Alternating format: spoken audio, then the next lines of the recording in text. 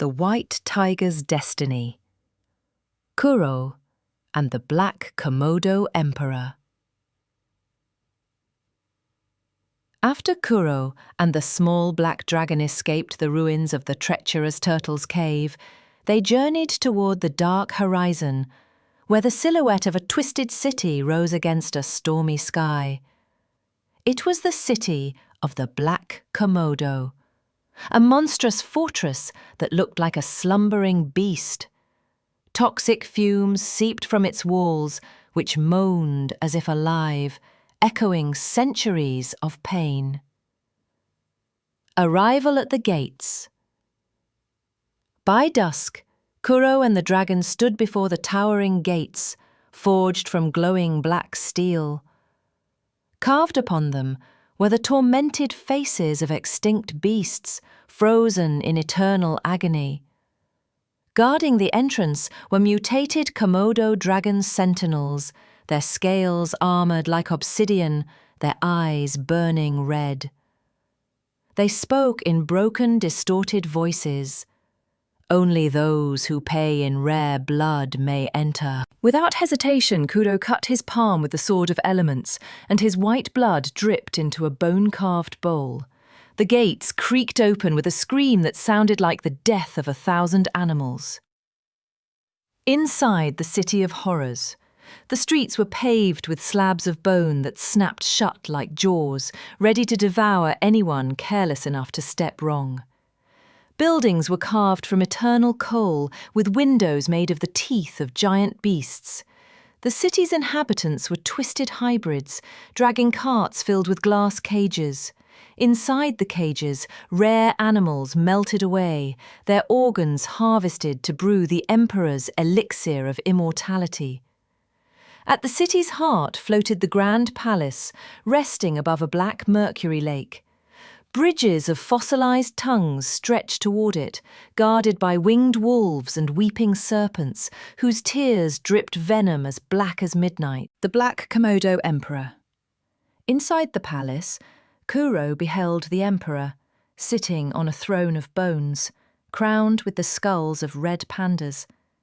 Holding a scepter forged from the DNA strands of extinct animals.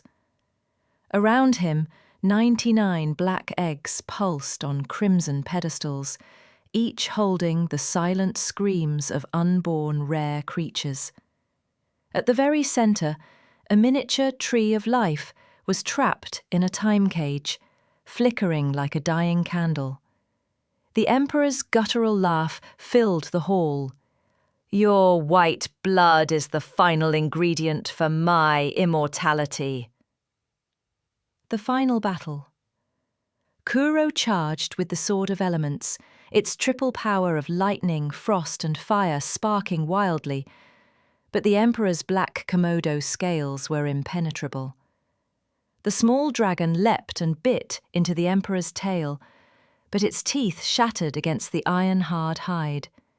In retaliation, the Emperor hurled spears carved from the bones of white tigers, forcing Kuro back. Then Kuro saw it, a faint pink scar behind the Emperor's ear, the last remnant of his mortal Komodo flesh. At that moment, the emerald around Kuro's neck grew hot, pulsing with power. The turning point. The black dragon transformed into a mist of living shadows and slipped inside the Emperor's body through his nostrils.